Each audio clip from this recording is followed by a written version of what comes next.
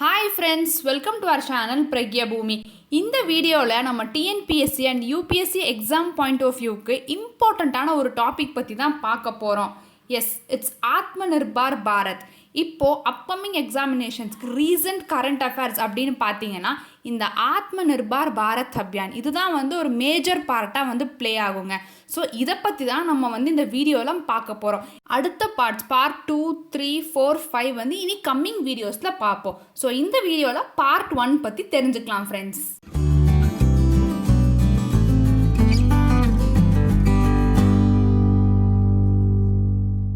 First of all, ஆத்ம நிர்பார் பாரத் அபியான்னா என்ன அப்படின்னு தெரிஞ்சுக்கலாம். அதுதான் Indian prime minister Narendra Modi's vision of self reliant India campaign or மூவ்மெண்ட்டுங்க. அதாவது என்ன சொல்ல வராங்கன்னா, இந்தியா எந்த ஃபாரின் கண்ட்ரீஸுமே டிபெண்ட் பண்ணாது. In terms of production, manufacturing எதுவுமே பண்ணாது. அண்ட் ஆல்சோ இன்னொன்று India is not a closed economy, it is a open economy. India எல்லாத்தையும் செல்ஃப் ஜெனரேட் பண்ணுவாங்க. ஸோ இதுதாங்க இந்த self reliant India campaign or movement. So இதுக்கு கீழே தான் எக்கானமிக் ஸ்டிமுலஸ் ரிலீஃப் பேக்கேஜாக ₹20 lakh crores அதாவது 10% ஆஃப் இந்தியாஸ் ஜிடிபியை அனௌன்ஸ் பண்ணாங்க. யார் அப்படின்னா union finance minister Nirmala Sitharaman May 2020 announce பண்ணாங்க. இதுதான் பார்த்தீங்கன்னா 5 பார்ட்டாக விட்டாங்க, ஒரு நாளைக்கு ஒரு பார்ட்ஸ்ன்னு சொல்லிட்டு. இந்த ஆத்ம நிர்பார் பாரத் அபியான்ல 5 பில்லர்ஸ் இருக்குங்க. ஃபர்ஸ்ட் எக்கானமி, பொருளாதாரம், அப்புறம் இன்ஃப்ராஸ்ட்ரக்சர், தேர்டு சிஸ்டம், அதாவது மெயினாக டிஜிட்டல் டெக்னாலஜிங்க, அப்புறம் வைப்ரண்ட் டெமோகிராஃபிங்கிறது ஒரு கண்ட்ரியில் இருக்கிற வேரியஸ் கேட்டகரி ஆஃப் பீப்புளை கவர் பண்ணுறது, அண்ட் ஃபிஃப்த் டிமாண்ட்.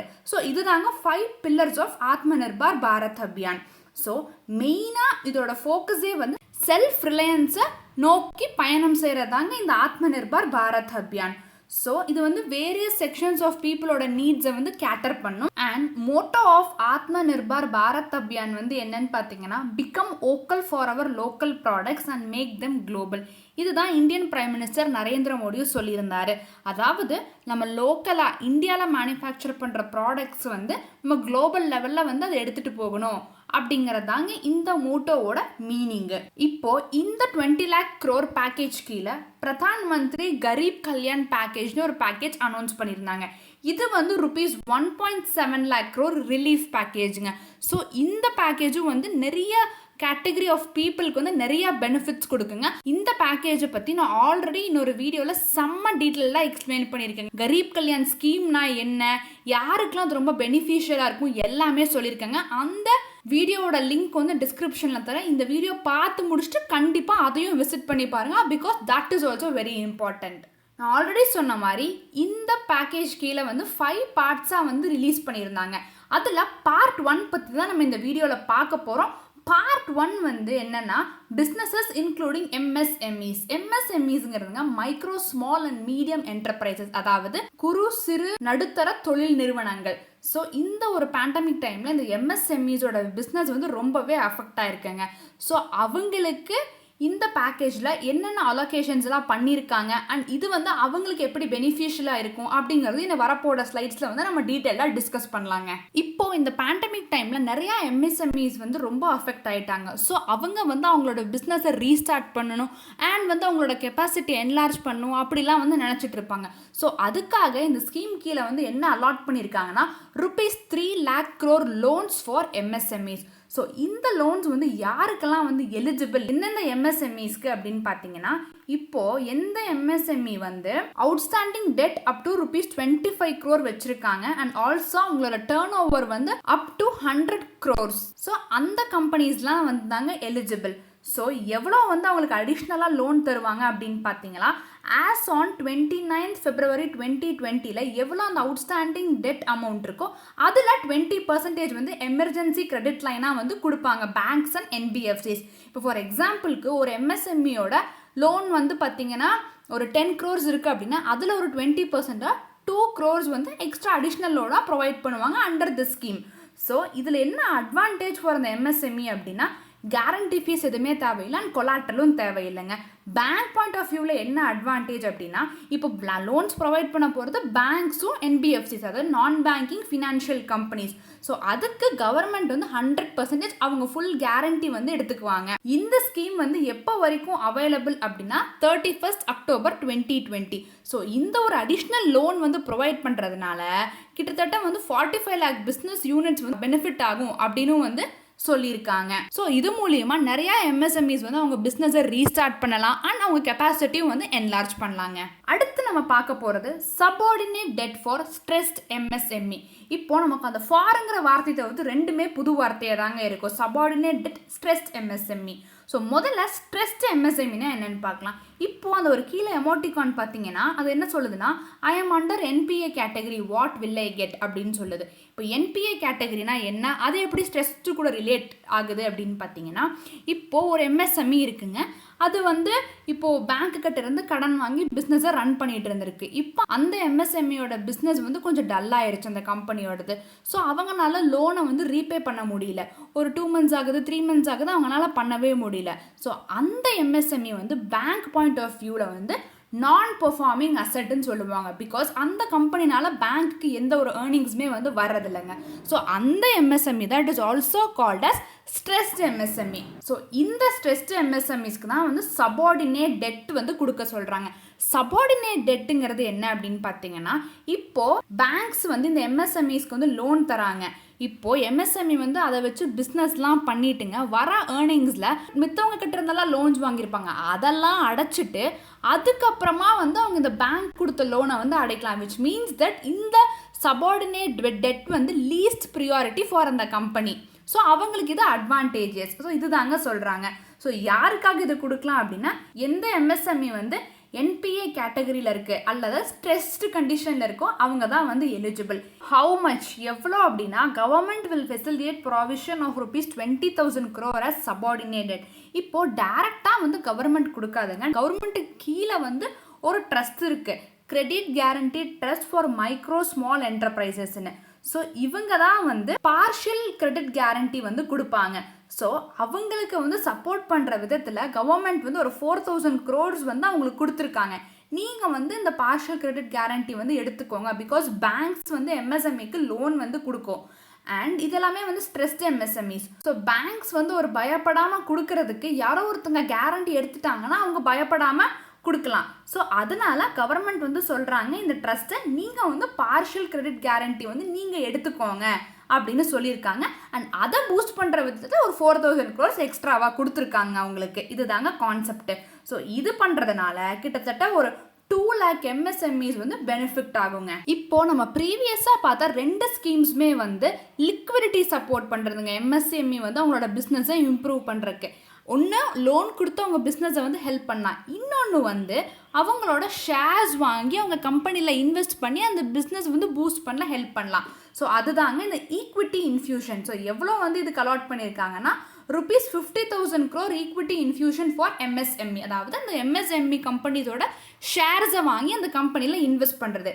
இங்கே வந்து ஒரு புதுசாக ஒரு பிளேயர் உள்ளே வராங்க, யாருன்னா ஃபண்ட் ஆஃப் ஃபண்ட்ஸ். இப்போ இந்த ஃபண்ட் ஆஃப் ஃபண்ட்ஸுங்கிறது யாருன்னு பார்த்தீங்கன்னா, இவங்க வந்து ஒரு மல்டி மேனேஜர் இன்வெஸ்ட்மெண்ட். இவங்களோட ஃபோக்கஸே வந்து மெயினாக இந்த ஸ்மால் கம்பெனிஸோட ஷேர்ஸை வந்து வாங்கி அந்த கம்பெனிஸில் வந்து இன்வெஸ்ட் பண்ணுவாங்க. ஸோ இவங்க வந்து இந்த பர்டிகுலர் டைமில் இந்த பிஸ்னஸ்லாம் ரொம்ப டல்லானனால இவங்க கொஞ்சம் வாங்குறதுக்கு வந்து பயப்படுவாங்க, எப்படி பிஸ்னஸ் போகும்னு தெரியல என்ன அப்படிங்கிறதுனால.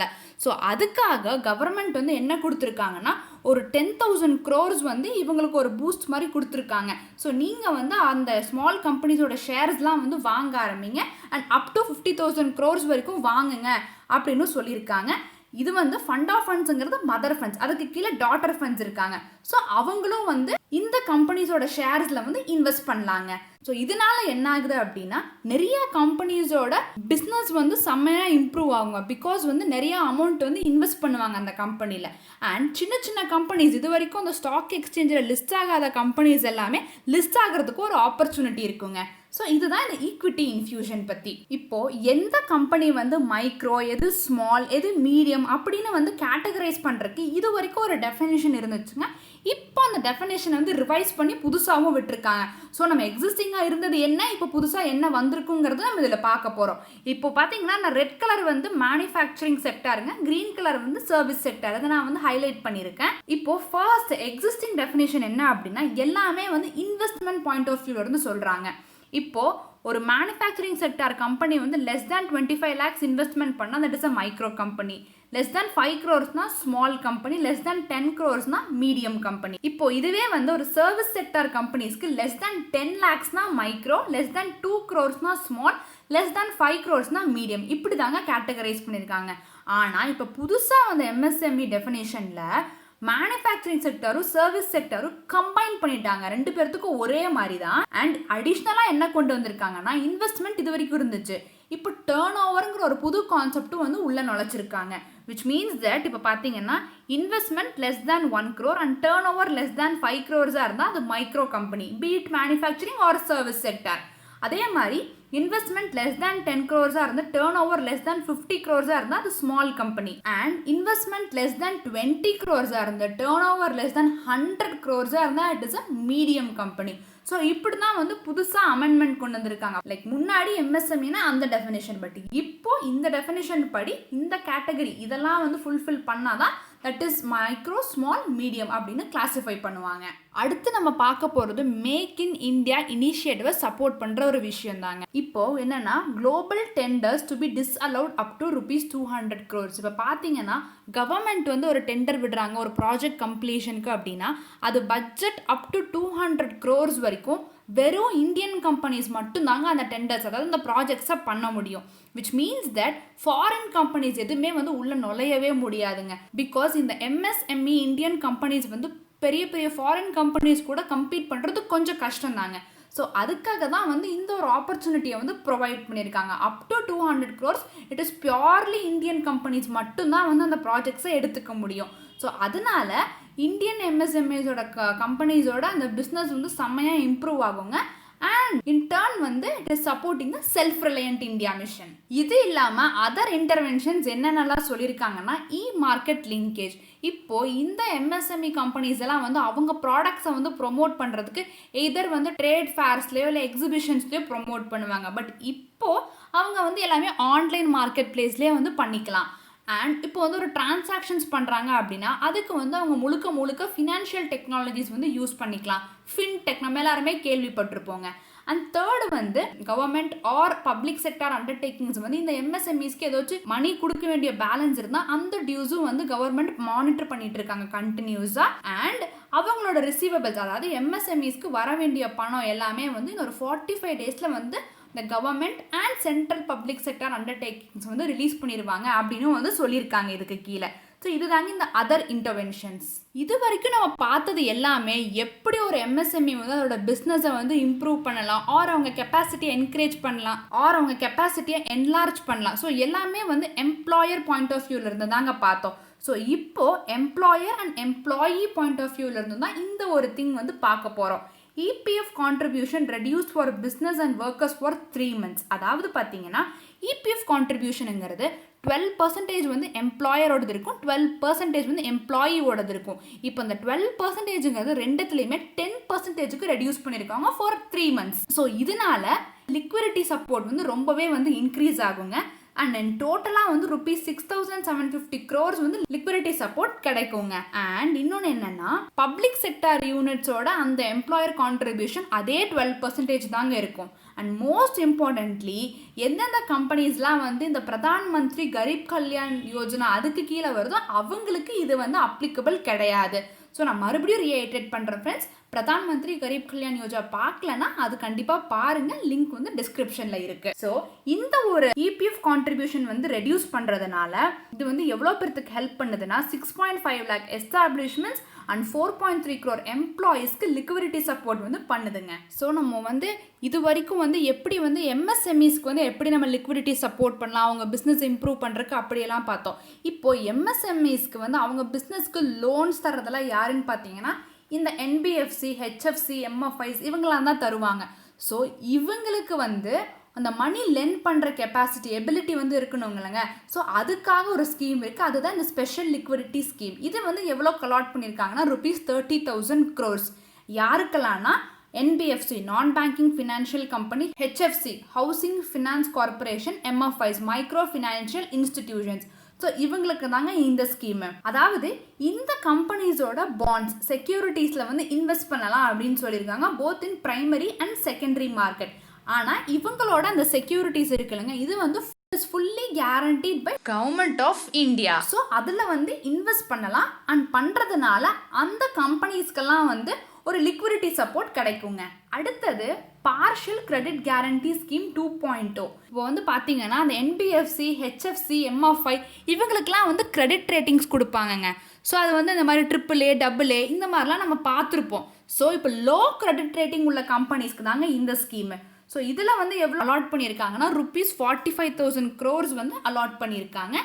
இதில் வந்து 20% of the loss will be taken by the government of இந்தியாங்க. ஸோ இது வந்து அந்த லோ கிரெடிட் ரேட்டிங் உள்ள அந்த NBFCஸ்க்கு வந்து ரொம்ப வந்து ஹெல்ப்ஃபுல்லாக இருக்கும் அண்ட் அவங்களோட மணி லெண்டிங் கெப்பாசிட்டியை வந்து இன்க்ரீஸ் பண்ணுறதுக்கான ஒரு சான்ஸ் தாங்க இது. அடுத்து நம்ம பார்க்க போகிறது ஒரு டிஃப்ரெண்ட் செக்டாருங்க, டிஸ்காம், அதாவது எலக்ட்ரிசிட்டி டிஸ்ட்ரிபியூஷன் கம்பெனிஸ். இப்போ இந்த ஒரு பேண்டமிக் டைமில் இப்போ இந்த பெரிய பெரிய மேனுஃபேக்சரிங் கம்பெனிஸோட பிஸ்னஸ் எல்லாமே வந்து ரொம்ப டல் ஆயிடுச்சு. ஸோ அந்த மாதிரி கம்பெனிஸில் தான் வந்து பெரிய பெரிய மிஷினரிஸ் எல்லாம் வந்து ரன் ஆகும் அண்ட் அந்த மிஷினரிஸ் ரன் ஆகிறதுக்கு ரொம்ப எலக்ட்ரிசிட்டி தேவைப்படும். ஸோ அதனால இப்போ என்னென்னா டிமாண்ட் ரிடக்ஷன் ஆயிடுச்சுங்க, எலக்ட்ரிசிட்டிக்கான அந்த டிமாண்ட் வந்து கம்மி ஆயிடுச்சு. ஸோ இந்த மாதிரி டிஸ்காம் கம்பெனிஸ்க்கெல்லாம் பார்த்தீங்கன்னா கேஷ் ஃப்ளோ ப்ராப்ளம் வந்துருச்சு. ஸோ அதனால இப்போ என்ன வந்து இந்த ஸ்கீம் கடியில் என்ன சொல்லியிருக்காங்க அப்படின்னா ₹90,000 crores லிக்விடிட்டி இன்ஜெக்ஷன். இப்போ இந்த எலக்ட்ரிசிட்டி கம்பெனிஸ்னு எடுத்துட்டிங்கன்னா 3 டைப் இருக்குது, ஜென்கோ, டிரான்ஸ்கோ, டிஸ்காம்னு சொல்லுவாங்க. ஜென்கோங்கிறது எலக்ட்ரிசிட்டி ஜென்ரேட் பண்ணுறது, டிரான்ஸ்கோங்கிறது எலக்ட்ரிசிட்டி டிரான்ஸ்மிட் பண்ணுறது அண்ட் டிஸ்காம்ங்கிறது எலக்ட்ரிசிட்டியை கன்சியூமர்ஸ்க்கு டிஸ்ட்ரிபியூட் பண்ணுறதுங்க. இப்போ ஃபர்ஸ்ட் 2 கேட்டகரி வந்து பெரும்பாலும் வந்து கவர்மெண்ட் செக்டர் தான் இருக்கும். இப்போ இந்த தேர்ட் டிஸ்காம் தான் வந்து ப்ரைவேட் பிளேயர்ஸும் உள்ளே வருவாங்க. இப்போ என்னதான் வந்து இந்த டிஸ்ட்ரிபியூஷன் கம்பெனிஸ்க்கு வந்து 94,000 வந்து பேயபிள்ஸ், அதாவது கொடுக்க வேண்டிய பேலன்ஸ் இருந்தாலும் இவங்களுக்கு ஒரு 90,000 crores வந்து லிக்விடிட்டி இன்ஜெக்ஷன் பண்ணியிருக்காங்க. ஸோ இவங்களை சப்போர்ட் பண்ணுற விதத்தில் இந்த இது வந்து அமைஞ்சிருக்குங்க. அண்ட் ஆல்சோ என்ன சொல்லியிருக்காங்கன்னா இப்போ இந்த டிஸ்ட்ரிபியூஷன் கம்பெனிஸ் எல்லாம் வந்து எலக்ட்ரிசிட்டி வந்து வாங்கும்போது, அதாவது இந்த ஜென்கோ டிரான்ஸ்கோ கிட்டேருந்து வாங்கும்போது அவங்களுக்கு ஒரு ரிபேட், ஒரு டிஸ்கவுண்ட்டில் வாங்கலாம் அண்ட் வாங்கிட்டு அவங்களோட கன்சியூமர்ஸ்க்கும் வந்து டிஸ்கவுண்ட்டில் கொடுக்கலாம் அப்படின்னு சொல்லியிருக்காங்க. So this is exclusively for DISCOMs. Relief to contract. இப்போ பார்த்தீங்கன்னா ஃபார் எக்ஸாம்பிளுக்கு ஒரு ரயில்வே லைன் வந்து லே பண்ணுற ஒரு ப்ராஜெக்ட் வந்து பண்ணிக்கிட்டு இருக்காங்கன்னு வச்சுக்கலாம். இப்போ இந்த பேண்டமிக் டைமில் வந்து அந்த ஒர்க்கர்ஸ் வந்து ஒர்க் பண்ணுறதுங்கிறது ரொம்பவே கஷ்டங்க. ஸோ அதனால அந்த மாதிரி ப்ராஜெக்ட்ஸ் எல்லாத்துக்குமே வந்து ஒரு 6 months எக்ஸ்டென்ஷன் கொடுத்துருக்காங்க பை ஆல் சென்ட்ரல் ஏஜென்சிஸ், எல்லாருமே எக்ஸ்டென்ஷன் கொடுத்துருக்காங்க. அண்ட் ஆல்சோ இந்த ப்ராஜெக்டை கம்ப்ளீட் பண்ணுறதுக்கு அந்த கம்பெனிஸ் எல்லாம் வந்து இன்கேஸ் வந்து எனி லோன்ஸ் அந்த மாதிரி வாங்கியிருந்தாங்கன்னா அதுக்கு கவர்மெண்ட் ஏஜென்சிஸ் வந்து பார்ஷியலாக வந்து கேரண்டி பண்ணுவாங்க அப்படின்னு வந்து சொல்லியிருக்காங்க. ஸோ இதுதான் வந்து ரிலீஃப் டு கான்ட்ராக்டர்ஸ். அடுத்து நம்ம பார்க்க போகிறது கடைசிங்க, இதுதான் extension of registration and completion date of real estate project under RERA. இப்போ பார்த்தீங்கன்னா ரெராங்கிறது ரியல் எஸ்டேட் ரெகுலேஷன் ஆக்டுங்க. ஸோ இந்த டைமில் வந்து இப்போது ஒரு ரியல் எஸ்டேட் டெவலப்பர் வந்து அவங்க ப்ராஜெக்டை இன் டைம் முடிக்க முடியாது, அதே டைமில் வந்து வீடு வாங்குறவங்களுக்கும் வந்து அந்த டைமில் பர்டிகுலர் டைமில் டெலிவரி கிடைக்காதுங்க. ஸோ அந்த டைம் லைன்ஸ் வந்து ரொம்பவே அஃபெக்ட் ஆகுது இல்லைங்க. ஸோ அதுக்காக என்ன சொல்லியிருக்காங்கன்னா எந்தெந்த ப்ராஜெக்ட்ஸ்லாம் வந்து on or after 25th March 2020 அதுக்கப்புறம் வந்து எக்ஸ்பயர் ஆகுதோ அதோட ரெஜிஸ்ட்ரேஷன் அண்ட் கம்ப்ளீஷன் டேட் எல்லாமே வந்து 6 monthsக்கு வந்து எக்ஸ்டென்ஷன் பண்ணியிருக்காங்க. அண்ட் இஃப் தேவைப்பட்டால் மறுபடியும் எக்ஸ்ட்ரா அடிஷ்னலாக ஒரு 3 months எக்ஸ்டெண்ட் பண்ணுவேன்னு சொல்லியிருக்காங்க. அண்ட் அதுக்கப்புறம் வந்து ஃப்ரெஷ் ப்ராஜெக்ட் ரெஜிஸ்ட்ரேஷன் சர்டிஃபிகேட்ஸும் வந்து கொடுப்பாங்க வித் ரிவைஸ்டு டைம்லைன்ஸுங்க. ஸோ அதனால் ரியல் எஸ்டேட் டெவலப்பர்ஸ்க்கும் வந்து ப்ராஜெக்ட்ஸ் வந்து ஆன் டைமில் முடிக்கலாம், பிகாஸ் அவங்களுக்கு எக்ஸ்டென்ஷன் கிடைக்கிறதுனால. அண்ட் வீடு வாங்குறவங்க ஹோம் பையர்ஸும் வந்து இந்த நியூ டைம்லைன்ஸ் மூலியமாக அவங்க எந்த தேதியில் வந்து அவங்களுக்கு வீடு கிடைக்கும், அதாவது அந்த டெலிவரி வந்து கிடைக்குங்கிறதும் வந்து அவங்க தெரிஞ்சுக்கலாம். அந்த பர்டிகுலர் டைமில் உங்களுக்கு கரெக்டாக கிடைக்குங்க. இது வந்து ரொம்ப ஹெல்ப்ஃபுல்லாக இருக்குங்க இந்த ரியல் எஸ்டேட் ப்ராஜெக்ட்ஸ்லாம் வந்து ரன் பண்ணுறவங்களுக்கு. ஸோ ஃப்ரெண்ட்ஸ், இந்த வீடியோவில் வந்து நம்ம செம்ம டீட்டெயில்டாக ரொம்ப சூப்பராக நிறையா விஷயங்கள் பார்த்துட்டோம். எம்எஸ்எம்இ கம்பெனிஸ்க்கு வந்து எப்படியெல்லாம் வந்து ஹெல்ப் கிடைக்குது through liquidity support and equity infusion. அதுக்கப்புறம் அதை சப்போர்ட் பண்ணுற என்பிஎஃப்சிஸ்க்கு வந்து எப்படி லிக்விடிட்டி சப்போர்ட் கிடைக்குது அண்ட் ஆல்சோ அதர் இன்டர்வென்ஷன்ஸ் என்னென்ன. அதுக்கப்புறம் கான்ட்ராக்டர்ஸ், ரியல் எஸ்டேட் பர்சன்ஸ் அவங்களுக்கெல்லாம் என்ன ஹெல்ப் கிடைக்குதுங்கிற எல்லாமே பார்த்தோம். இன்ட்ரெஸ்டிங்காக டிஸ்காம் இவங்களுக்கும் என்ன லிக்விடிட்டி இன்ஜெக்ஷன் கிடைக்குங்கிறது இந்த வீடியோவில் செம்ம டீட்டெயில்டாக பார்த்துட்டோம். இனி அடுத்து வர வீடியோஸில் அடுத்த பார்ட்ஸ் பற்றி வந்து பார்க்கலாம். ஸோ எல்லாத்தையுமே வந்து கண்டிப்பாக பாருங்கள், பிகாஸ் இட்ஸ் வெரி இம்பார்ட்டண்ட்.